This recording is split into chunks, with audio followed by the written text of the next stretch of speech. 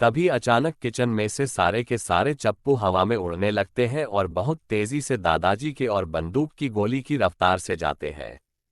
पर एक भी चप्पू दादाजी को नहीं छूता। कैसे भी करके दादाजी बच जाते हैं।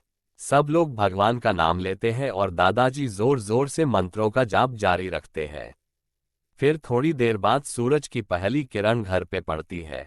चारों ओर उजाला हो जाता है। घर पे एकदम शांति हो जाती है। सब लोग चैन की सांस लेते हैं।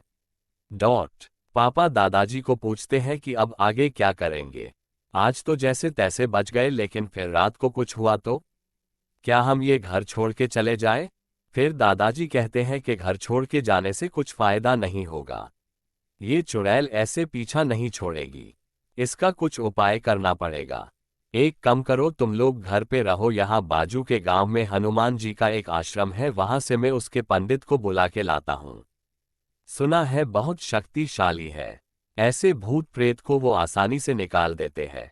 फिर पापा कहते हैं कि वो भी साथ चलेंगे, पर दादाजी माना करते हैं। कहते हैं घर पे सबको अकेले नहीं छोड़ सकते, कुछ अनहोनी ना हो जाए।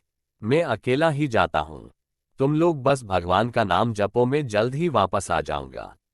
फिर दादाजी पंडित जी को लेने के लिए तुरंत ही निकल जाते हैं। दादाजी आश्रम पहुंचते हैं और पंडित जी को सारी बात बताते हैं।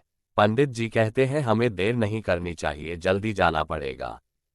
फिर दादाजी और पंडित जी घर जाते हैं। घर पहुंचते पहुंचते शाम हो जाती है। जैसे ही पंडित जी घर के आंगन पे पैर रखते हैं, घर की लाइट चली जाती है। पूरे घर में अंधेरा छा जाता है और अंदर से जोरदार चीख की आवाज आती है। ये सुनकर दादाजी और पंडित जी घर की ओर दौड़ते हैं। जैसे ही वो घर के अंदर पहुंचते हैं, पापा, मम्मी, वैभव और उसकी छोटी बहन की हालत देखकर दादाजी डर जाते हैं। चारों लोग हवा में उल्टे लटक रहे थे और गोल गोल घूम रहे थे और वैभव जोर जोर से हंस रहा था। वो सुन के दादाजी को पता चला कि ये वैभव नहीं है, उसके अंदर कोई और ही है। वो पंडित जी को बताते हैं कि ये वैभव नहीं है। पंडित जी दादाजी को शांत करते हैं और कहते हैं आप कुछ मत बोलिए, मुझे सब पता चल गया है। वैभव वहां की लोकल भाषा में बोलता है कि आज इन सब की मौत पक्की है और साथ में तुम दोनों की भी, और जोर जोर से हंसने लगता है। फिर पंडित जी को गुस्सा आता है और वो मन ही मन कुछ मंत्रों का पाठ करते हैं और अचानक घर के अंदर बहुत सारा उजाला हो जाता है। दादाजी को कुछ पता नहीं चलता कि ये रोशनी कहाँ से आ रही थी, पर वो बहुत तेज थी। वो रोशनी पड़ते ही मम्मी, वैभव की छोटी बहन धड़ाम करके नीचे गिर जाते हैं, जैसे उस चुड़ैल का जादू खत्म हो गया हो। वो तीनों भाग के पंडित जी के पास आ जाते हैं। वैभव अभी भी हवा में था और जोर जोर से हंस रहा था और बोलता है कोई बात नहीं, पर मैं इसे लड़के की जान तो लेकर ही रहूंगी। इसे तो कोई भी बचा नहीं सकता। फिर पंडित जी उससे पूछते हैं कि वो कौन है और क्या चाहती है। वो उसकी सारी मांगे पूरी करेंगे, बस बच्चे को छोड़ दे। वो चुड़ैल कुछ बताने को तैयार नहीं थी, बस जोर जोर से हंसती थी और वैभव को ऊपर से नीचे गिराकर नुकसान कर रही थी। फिर पंडित जी फिर से मंत्रों का जाप करते हैं। अचानक वैभव भी धड़ाम से नीचे गिरता है और उसके अंदर से एक चुड़ैल की आत्मा बाहर निकलती है। पापा जल्दी से वैभव को अपने पास के आते हैं।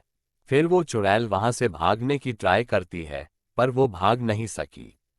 फिर पंडित जी अपनी पोटली में से भभूत निकाल ये है और उस चुड़ैल की ऊपर डाल देते हैं। वो चुड़ैल जोर जोर से चिल्लाती है जैसे वो पूरी आग में जल रही हो।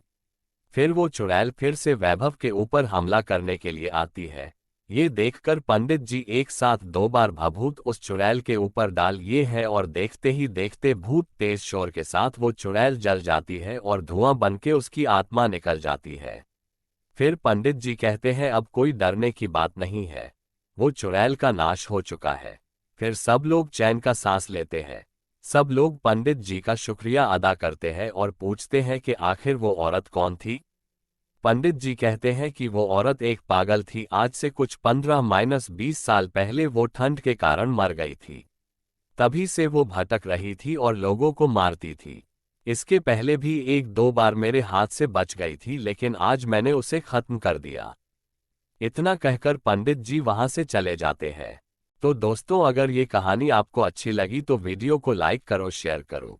और कमेंट करके ज़रूर बताओ कि आपको कैसी लगी ये कहानी। ऐसे ही और भी कहानियों के लिए इस चैनल को सब्सक्राइब करो, और अगर आप लोगों के पास भी कोई कहानी है और आप उसे मेरे चैनल पे बताना चाहते हैं तो कमेंट करिए या मुझे ईमेल करिए। डिस्क्रिप्शन में मेरा मेल आईडी है, मैं आपकी कहानी इस चैनल पे बताऊंगा। मिलते हैं अगले वीडियो में।